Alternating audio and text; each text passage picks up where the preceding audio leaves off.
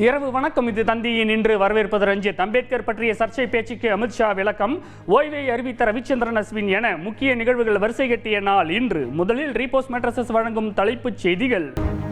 நாங்கள் அம்பேத்கருக்கு எதிரானவர்கள் இல்லை, எனது பேச்சின் ஒரு பகுதியை மட்டும் வைத்து குறை சொல்கிறார்கள். அம்பேத்கர் பற்றிய சர்ச்சை பேச்சுக்கு மத்திய உள்துறை அமைச்சர் அமித்ஷா இன்று விளக்கம். அமித்ஷா மன்னிப்பு கேட்க கோரி நாடாளுமன்றத்தில் எதிர்க்கட்சிகள் இன்று கடும் அமளி. மக்களவை மாநிலங்களவை நாள் முழுமைக்கும் ஒத்திவைப்பு. நாட்டை பற்றி கவலைப்படுபவர்கள் அம்பேத்கர் பெயரைத்தான் சொல்வார்கள். அதிக பாவங்கள் செய்பவர்கள் தான் புண்ணியத்தை பற்றி கவலைப்பட வேண்டும் என அமித்ஷாவுக்கு முதலமைச்சர் ஸ்டாலின் பதிலடி. சுதந்திர காற்றை சுவாசிக்கும் இந்திய மக்கள் உயரத்தில் வைத்து போற்றும் ஒப்பற்ற தலைவர் அம்பேத்கர். அம்பேத்கரை அவமதிப்பதை ஒருபோதும் அனுமதிக்க முடியாது என தாவேகா தலைவர் விஜய் கண்டனம். கேரள மருத்துவ கழிவுகள் தமிழகத்தில் கொட்டப்படுவதற்கு பசுமை தீர்ப்பாயம் இன்று கடும் கண்டனம். கேரள மாசு கட்டுப்பாட்டு வாரிய உயர் அதிகாரிகள் நேரில் ஆஜராகவும் உத்தரவு. கேன்சருக்கு தடுப்பூசி கண்டுபிடித்து விட்டதாக ரஷ்யா அதிகாரப்பூர்வ அறிவிப்பு.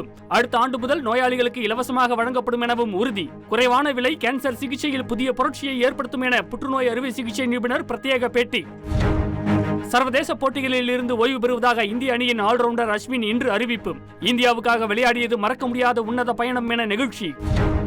உலக சாம்பியன்ஷிப் கேரம் போட்டியில் 3 தங்கம் வென்ற காசிமாவுக்கு 1 கோடி ரூபாய் பரிசுத் தொகை இன்று நேரில் வழங்கி கௌரவித்தார் துணை முதலமைச்சர் உதயநிதி ஸ்டாலின்.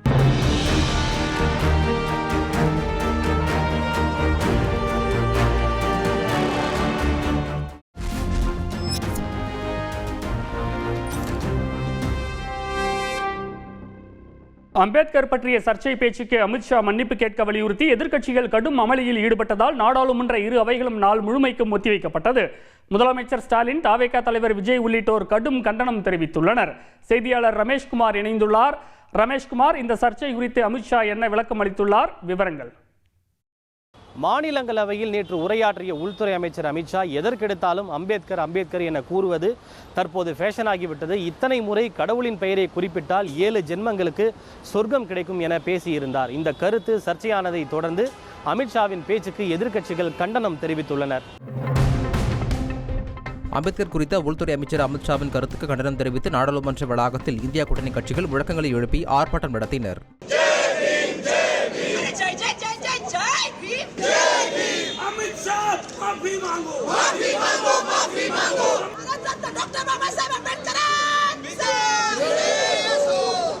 இன்று கூட்டம் தொடங்கியவுடன் நாடாளுமன்றத்தில் இரு அவைகளிலும் அமித்ஷாவின் சர்ச்சை கருத்தை முன்வைத்து எதிர்க்கட்சிகள் கடும் அமளியில் ஈடுபட்டனர்.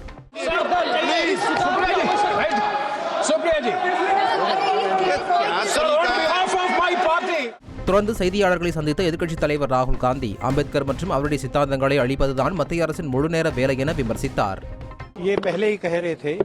அமித்ஷாவின் பேச்சு அரசியல் அமைப்புக்கு எதிரானது. அவர்கள் அம்பேத்கர் மற்றும் அவரது சித்தாந்தத்திற்கு எதிரானவர்கள். அரசியல் சாசனத்தையும் அம்பேத்கர் செய்த பணியையும் முடிப்பதே அவர்களின் ஒரே வேலை.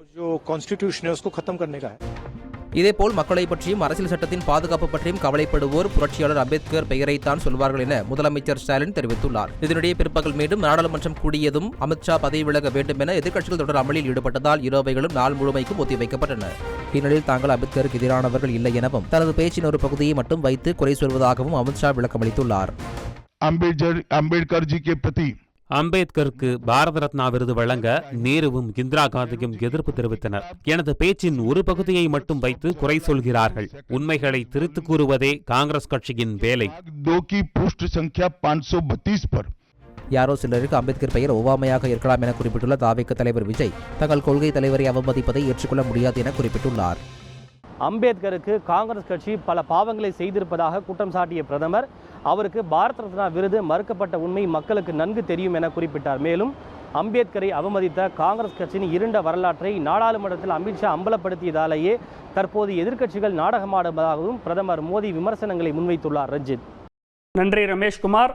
இந்திய சுழற்பந்து வீச்சாளர் அஸ்வின் அனைத்து விதமான சர்வதேச கிரிக்கெட் போட்டிகளில் இருந்தும் ஓய்வு பெறுவதாக இன்று அறிவித்துள்ளார். இது குறித்து ரசிகர்களின் கருத்துக்களை கேட்டறிந்தோம். விவரங்கள் இவை. காபாவில் நடைபெற்ற 3வது டெஸ்ட் போட்டியின் முதல் இன்னிங்ஸில் ஆஸ்திரேலிய அணி 445 ரன்களும் இந்திய அணி 260 ரன்களும் எடுத்தன. தொடர்ந்து 5ஆம் நாளான இன்று 2வது இன்னிங்ஸை தொடங்கிய ஆஸ்திரேலிய அணி 7 விக்கெட்டுகள் இழப்பிற்கு 89 ரன்கள் எடுத்து டிக்ளேர் செய்தது. 275 ரன்கள் எடுத்தால் வெற்றி என்ற இலக்குடன் இந்திய அணி களமிறங்கிய நிலையில் தேநீர் இடைவெளியின் போது மழை மற்றும் போதிய வெளிச்சமின்மை காரணமாக ஆட்டம் முடித்துக் கொள்ளப்பட்டது. இதன் மூலம் 3வது டெஸ்ட் போட்டி டிராவில் முடிவடைந்தது. மறுபுறம் 3வது டெஸ்ட் போட்டியின் முடிவில் பத்திரிகையாளர்களை சந்தித்த இந்திய அணியின் மூத்த சுழற்பந்து வீச்சாளர் அஸ்வின் அனைத்து விதமான சர்வதேச கிரிக்கெட் போட்டிகளில் இருந்தும் ஓய்வு பெறுவதாக அறிவித்தார். ஆஸ்திரேலியாவுக்கு எதிரான 2வது டெஸ்ட் போட்டியில் கடைசியாக விளையாடிய அஸ்வின் 106 டெஸ்ட் போட்டிகளில் 537 விக்கெட்டுகளை கைப்பற்றியுள்ளார். இதில் 37 5 விக்கெட் ஹால்களும் 8 10 விக்கெட் ஹால்களும் அடங்கும். மேலும் பந்துவீச்சில் மட்டுமல்லாது பேட்டிங்கிலும் கலக்கிய அஸ்வின் 6 டெஸ்ட் சதங்களையும் அடித்துள்ளார். 2010 முதல் இந்திய அணிக்காக விளையாடிய 38 வயதான அஸ்வின் ஒருநாள் போட்டிகளில் 156 விக்கெட்டுகள், T20 போட்டிகளில் 72 விக்கெட்டுகள் என மொத்தம் 765 விக்கெட்டுகளை வீழ்த்தியுள்ளார். டெஸ்ட் போட்டிகளில் அதிக 5 விக்கெட் ஹால் எடுத்த 2வது வீரர், குறைந்த டெஸ்ட் போட்டிகளில் விளையாடி விரைவாக 300 விக்கெட்டுகளை எடுத்த வீரர் போன்ற சாதனைகளை அஸ்வின் படைத்துள்ளார். அஸ்வின் ஓய்வு குறித்து கோவையைச் சேர்ந்த நாகேந்திர பிரசாத், சரவணன் மற்றும் ரவீந்திரன் ஆகியோரிடம் பேசினோம். ரிட்டையர்மெண்ட் பார்க்கும்போது கொஞ்சம் நமக்கு வருத்தமாக தான் இருக்குது ரசிகர்கள் மத்தியில். ஆனால் ஐபிஎல் விளையாடும்போது வந்து சந்தோஷமாக இருக்குது. அப்புறம் வந்து ரிட்டையர்மெண்ட் வந்து ஒரு யங்ஸ்டர்ஸ்க்கு வழி விடுறாரு. அப்படி இந்த ஃபேர்வெல் மேட்ச் இல்லாத வந்து கொஞ்சம் வருத்தம் தான். அந்த பார்டர் கவாஸ்கர் போயிட்டுருக்கு, அது முடிச்சுட்டு அனௌன்ஸ் பண்ணியிருப்பாரு நினைச்சோம். திடீர்னு சொல்கிறது வந்து ஷாக்கிங். தமிழ்நாட்டிலேருந்து இப்போ வருண் சக்கரவர்த்தி, வாஷிங் சுந்தர் அவங்க ரீப்ளேஸ் பண்ணாங்கன்னா கொஞ்சம் நமக்கு இன்னும் கொஞ்சம் ஒரு பெட்டராக இருக்கும், பெட்டராக ஃபீல் பண்ணுவோம் தமிழ்நாட்டு பிளேயர்ஸ். 2011 உலகக்கோப்பை, 2013 சாம்பியன்ஸ் டிராபி கோப்பையை வென்ற அணியில் இடம் பிடித்த அஸ்வின் வரும் 2025 IPL போட்டியில் சென்னை அணிக்காக விளையாட உள்ளார் என்பது குறிப்பிடத்தக்கது. மருத்துவ உலகிற்கு மகிழ்ச்சியான ஒரு செய்தியை பார்க்க போகிறோம். கேன்சர் தடுப்பூசியை கண்டுபிடித்து விட்டதாக அறிவித்துள்ள ரஷ்யா நோயாளிகளுக்கு இலவசமாக வழங்கப்படும் என்றும் தெரிவித்துள்ளது. இது இந்தியாவுக்கு கிடைத்தால் சிகிச்சைக்கு பல லட்சங்கள் தேவைப்படும் நிலை தலைகீழாக மாறும் என புற்றுநோய் அறுவை சிகிச்சை நிபுணர் என்னுடனான கலந்துரையாடலில் கூறியிருக்கிறார். உலகையே ஆட்டி படைத்த அம்மை நோய் முதல் கொரோனா தொற்று வரை எத்தனையோ நோய்களுக்கு தடுப்பூசிகள் கண்டுபிடிக்கப்பட்டு விட்டன. ஆனால் நூற்றாண்டுக்கு மேல் மனித இனத்தை அச்சுறுத்தி வரும் உயிர்கொல்லி நோயான கேன்சரை கட்டுப்படுத்த முடியாமல் மருத்துவ உலகம் திணறி வருகிறது. தற்போது உள்ள கேன்சர் மருந்துகள் நோயாளிகளின் வாழ்நாளை நீட்டித்தாலும் முற்றிலும் குணப்படுத்த முடியாத சூழலே உள்ளது. மறுபுறம் கேன்சர் சிகிச்சைக்கான செலவும் மிக மிக அதிகம். சர்வதேச அளவில் அரசு மற்றும் தனியார் அமைப்புகள் கேன்சருக்கு தடுப்பூசி கண்டுபிடிக்கும் முயற்சியில் பல கோடிகளை செலவழித்து தீவிர ஆராய்ச்சியில் ஈடுபட்டு வருகின்றன. இந்த நிலையில் கடந்த பிப்ரவரி மாதம் மாஸ்கோவில் நடைபெற்ற நிகழ்ச்சி ஒன்றில் பேசிய ரஷ்ய அதிபர் விளாடிமிர் புட்டின் கேன்சருக்கான தடுப்பூசியை கண்டுபிடிக்கும் முயற்சியில் வெற்றியை நெருங்கிவிட்டதாக அறிவித்து உலகையே அதிர வைத்தார். கேன்சருக்கான தடுப்பூசியை கண்டுபிடிக்கும் முயற்சியில் எங்கள் ஆராய்ச்சியாளர்கள் வெற்றியை நெருங்கிவிட்டார்கள். நோயாளிகளுக்கு பயன்படும் வகையில் விரைவில் பொது பயன்பாட்டிற்கு வரும் என்று நம்புகிறேன். இதன் தொடர்ச்சியாக கேன்சருக்கான தடுப்பூசியை தயாரித்து விட்டதாக ரஷ்யா தற்போது அதிகாரப்பூர்வமாக அறிவித்துள்ளது. புது வருடம் பிறக்க இன்னும் சில நாட்களே உள்ள நிலையில் 2025 தொடக்கத்திலேயே இந்த தடுப்பூசி கேன்சர் நோயாளிகளுக்கு இலவசமாக வழங்கப்படும் என்றும் அதிரடியாக அறிவித்துள்ளது ரஷ்யா. mRNA வகையைச் சேர்ந்த இந்த தடுப்பூசி புற்றுநோய் செல்களின் வளர்ச்சியை கட்டுப்படுத்துவதோடு உடல் முழுவதும் பரவாமல் திறம்பட தடுப்பதாக ரஷ்ய சுகாதார அமைச்சகத்தின் இயக்குனர் ஆண்ட்ரே கப்ரின் தெரிவித்துள்ளார். புற்றுநோய் அறுவை சிகிச்சை நிபுணர் டாக்டர் ஜெரால்ட் ஆனந்தராஜிடம் பேசினோம். ரஷ்யாவின் இந்த தடுப்பூசி புற்றுநோய் சிகிச்சையில என்ன மாற்றத்தை ஏற்படுத்தும்? புற்றுநோயை பொறுத்த அளவுல ஒருவருக்கு புற்றுநோய் வராமல் தடுக்கும் ஊசி கிடையாது. ஆனால் இது புற்றுநோய் சிகிச்சையில ஒரு முக்கிய பங்கு வகிக்கதான் இருக்கும். எப்படின்னா இது எப்படி ஆக்ட் பண்ணுதுன்னு பார்த்தோம்னா, ஒருவருடைய நோய் எதிர்ப்பு சக்தியை வைத்து அதை தூண்டி அவருக்குள் இருக்கிற கேன்சர் செல்லை அழிக்கக்கூடியதா இருக்கிறது. ஸோ இதனால பெரிய சைடு எஃபெக்ட்ஸ் வர்றது கிடையாது. ரெண்டாவது அதிக எஃபெக்டிவான ட்ரீட்மெண்டா இருக்கு. எந்தெந்த டைப் ஆஃப் கேன்சர்ஸ்க்கு இந்த தடுப்பூசி எஃபெக்டிவா இருக்கும்? இந்த மாதிரியான mRNA டைப் வேக்சின்ஸ் எல்லாம் நமக்கு தோல்ல ஏற்படக்கூடிய மெலனோமாக்கு வருது. அதே மாதிரி ப்ராஸ்டேட்டுக்கு யூஸ் பண்றாங்க.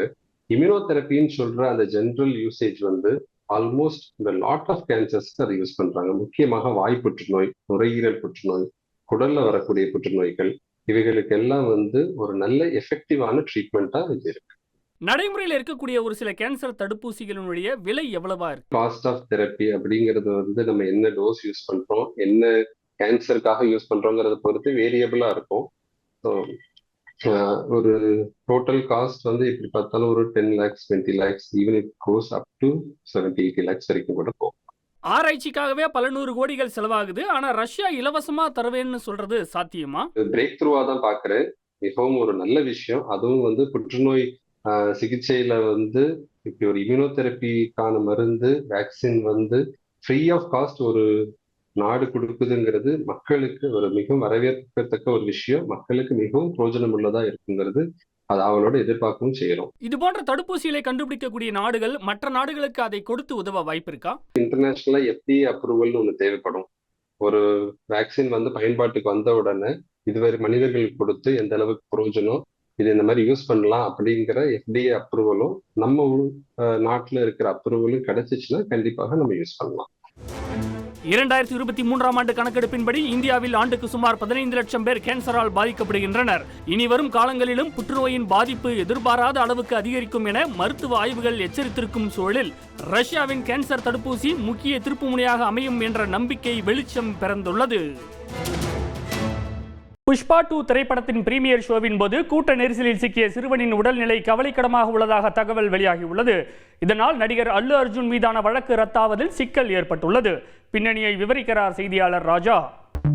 அல்லு அர்ஜுன், ராஷ்மிகா மந்தனா, ஃபஹத் ஃபாசில் உள்ளிட்டோர் நடிப்பில் வெளியான புஷ்பா 2ஆம் பாகம் கலவையான விமர்சனங்களை பெற்ற போதும் 12 நாட்களில் சுமார் 1400 கோடி ரூபாய்க்கு மேல் இதுவரை வசூலித்துள்ளதாக சினிமா வட்டாரத்தில் தகவல் பகிரப்படுகிறது. இதனிடையே கடந்த 4ஆம் தேதி ஹைதராபாத்தில் நடைபெற்ற புஷ்பா 2 பட பிரீமியர் ஷோவின் போது கூட்ட நெரிசலில் சிக்கி காயமடைந்த சிறுவனின் உடல்நிலை கவலைக்கிடமாக உள்ளதாக அதிகாரிகள் தகவல் தெரிவித்துள்ளனர்.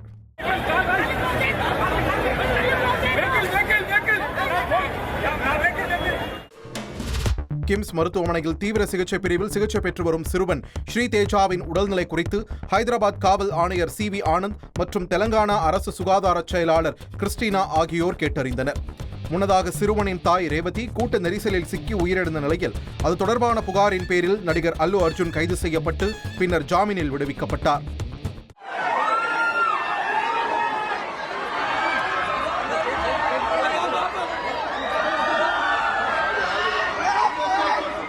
மேலும் தன் மீதான வழக்கை ரத்து செய்ய கோரி அவர் மனு தாக்கல் செய்திருந்த நிலையில் தற்போது சிறுவனின் உடல்நிலை கவலைக்கிடமாக உள்ளதால் அல்லு அர்ஜுன் மீதான வழக்கு ரத்து செய்யப்படுமா என்ற கேள்வி எழுந்துள்ளது. செய்தியாளர் ராஜா வழங்கும் கூடுதல் தகவல். மூச்சு திணறல் காரணமாக மருத்துவமனையில் அனுமதிக்கப்பட்ட ஸ்ரீ தேஜ் மூளைச்சாவு அடைந்ததாகவும் வெண்டிலேட்டர் உதவியுடன் சிகிச்சை பெற்று வருவதால் அவர் குணமடைய நீண்ட காலமாகும் என மருத்துவர்கள் தரப்பில் தெரிவிக்கப்பட்டிருக்கிறது. மேலும் அல்லு அர்ஜுன் விவகாரம் தொடர்பாக தெலுங்கானா முதல்வர் ரேவந்த் ரெட்டி மற்றும் அவர் குடும்பத்தினரை அல்லு அர்ஜுன் ரசிகர்கள் சமூக வலைதளங்களில் கடுமையாக விமர்சித்த நிலையில் இதில் சிலர் பேர் மீது தெலுங்கானா போலீசார் வழக்கு பதிவு செய்ததாகவும் தெரிவிக்கப்பட்டிருக்கிறது. ரஞ்சித், கூடுதல் விவரங்களுக்கு நன்றி ராஜா. உலக கேரம் சாம்பியன்ஷிப் போட்டியில் 3 தங்கப் பதக்கங்களை வென்று சாதனை படைத்த தமிழக வீராங்கனை காசிமாவுக்கு துணை முதலமைச்சர் உதயநிதி ஸ்டாலின் 1 கோடி ரூபாய் பரிசுத் தொகை வழங்கி இன்று கௌரவித்தார். இதுகுறித்து காசிமா மற்றும் அவரது குடும்பத்தினரிடம் பேசினோம். செய்தியாளர்கள் நிர்மல், சதீஷ், முருகன் வழங்கிய தகவல்கள் இவை. அமெரிக்காவின் கலிபோர்னியா மாகாணத்தில் 6வது உலக கேரம் சாம்பியன்ஷிப் போட்டிகள் கடந்த நவம்பர் மாதம் கோலாகலமாக நடைபெற்றது. இதில் பல்வேறு நாடுகளைச் சேர்ந்த வீரர்கள் வீராங்கனைகள் பங்கேற்ற நிலையில் தமிழகத்தைச் சேர்ந்த 17 வயது மாணவி காசிமா மகளிர் தனிநபர், இரட்டையர், குழு என 3 பிரிவுகளில் தங்கம் வென்று சாம்பியன் பட்டம் வென்று அசத்தினார். சென்னை புது வண்ணாரப்பேட்டையைச் சேர்ந்த ஆட்டோ ஓட்டுநரின் மகளான காசிமாவுக்கு முதலமைச்சர் ஸ்டாலின், துணை முதலமைச்சர் உதயநிதி ஸ்டாலின் உள்ளிட்டோர் வாழ்த்து தெரிவித்தனர். அண்மையில் செஸ் விளையாட்டில் உலக சாம்பியன்ஷிப் பட்டம் வென்ற குகேஷுக்கு தமிழ்நாடு அரசு 5 கோடி ரூபாய் பரிசு தொகை வழங்கி கௌரவித்தது. இதேபோல் கேரம் சாம்பியன் காசிமாவுக்கும் பரிசு தொகை வழங்க வேண்டும் என பல்வேறு தரப்பிலும் ஆதரவு குரல் எழுந்தது. இந்நிலையில் உலக கேரம் சாம்பியன்ஷிப் போட்டியில் 3 தங்கம் வென்ற காசிமாவுக்கு 1 கோடி ரூபாய் பரிசு தொகையை துணை முதலமைச்சர் உதயநிதி ஸ்டாலின் இன்று வழங்கினார்.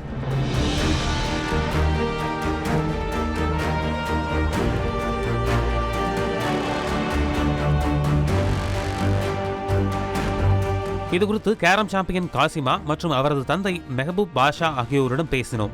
எனக்கு சார் 1 crore கொடுத்துருக்காங்க. நான் இந்த மாதிரி அமௌண்ட் இன்னைக்கு வரைக்கும் பார்த்தது இல்லை. ஏன்னா நாங்கள் மிடில் கிளாஸ் ஃபேமிலின்னு சொன்னதால அப்பா ஆட்டோ டிரைவர். ஸோ அவருக்கு நான் ரொம்ப நன்றி சொல்லிக்கிறேன். தமிழக அரசு ஸ்போர்ட்ஸ் பர்சனுக்கு இப்போ நிறைய உதவி பண்ணுறாங்க. இந்த உதவி பண்ணினே இருக்கணும். இது மாதிரி காசிமாவுக்கு மிஸ்டர் ஆசனாவுக்கு கொடுத்தது வர ஜெனரேஷனில் வர பிளேயருக்கு வந்து இது ஒரு ரொம்ப மோட்டிவேஷனாக இருக்கும். இதேபோல் கேரம் சாம்பியன்ஷிப் போட்டியில் 2 தங்கம் வென்ற தமிழக வீராங்கனை மித்ரா மற்றும் 1 தங்கம் 1 வெள்ளி வென்ற நாகஜோதிக்கு தலா 50 லட்சம் ரூபாய் பரிசுத் தொகையாக வழங்கப்பட்டது. செய்தியாளர் சதீஷ் முருகன் வழங்கும் கூடுதல் தகவல். கேரம் போட்டியில் பங்கேற்பதற்கு முன்பாகவே தமிழ்நாடு சாம்பியன்ஸ் அறக்கட்டளை சார்பில் துணை முதலமைச்சர் உதயநிதி ஸ்டாலின் 6 லட்சம் ரூபாய் நிதி வழங்கியிருந்தார். இந்த நிலையில் வெற்றி பெற்ற வீராங்கனைகளை இன்று சந்தித்த துணை முதலமைச்சர் 2 கோடி ரூபாய் சிறப்பு ஊக்கத்தொகை வழங்கியிருக்கிறார். அதே போல வீராங்கனைகள் தொடர்ந்து இது போன்ற பல்வேறு சாதனைகளை படைக்க வேண்டும் எனவும் அதற்கு அரசு எப்போதும் உறுதுணையாக இருக்கும் எனவும் அவரிடம் உறுதியளித்திருக்கிறார். ரஞ்சித். நன்றி சதீஷ் முருகன். வேலூர் அருகே சிறுத்தை தாக்கி இளம்பெண் உயிரிழந்த சம்பவம் அதிர்ச்சியை ஏற்படுத்தியுள்ளது. இதுகுறித்த அண்மை தகவல்களுடன் இணைகிறார் செய்தியாளர் பிரபாகரன். வேலூர் மாவட்டம் கேவிக்குப்பம் பகுதி அருகே உள்ள துருவம் பகுதியைச் சேர்ந்தவர் இளம்பெண் அஞ்சலி. மலைப்பகுதியில் மேய்ச்சலுக்கு சென்ற மாடுகளை இன்று பிற்பகல் 2 மணியளவில் அழைக்க சென்ற அஞ்சலி வெகு நேரமாகியும் வீடு திரும்பாததால் உறவினர்கள் அக்கம் பக்கத்தில் தேடியுள்ளனர். அப்போது வீட்டில் இருந்து 100 மீட்டர் தொலைவில் உடலில் பல்வேறு இடங்களில் காயங்களுடன் அஞ்சலி மர்மமான முறையில் உயிரிழந்து கிடந்ததைக் கண்டு அதிர்ச்சியடைந்த பெற்றோர் மற்றும் உறவினர்கள் அவரது உடலை கண்டு கதறி அழுதனர்.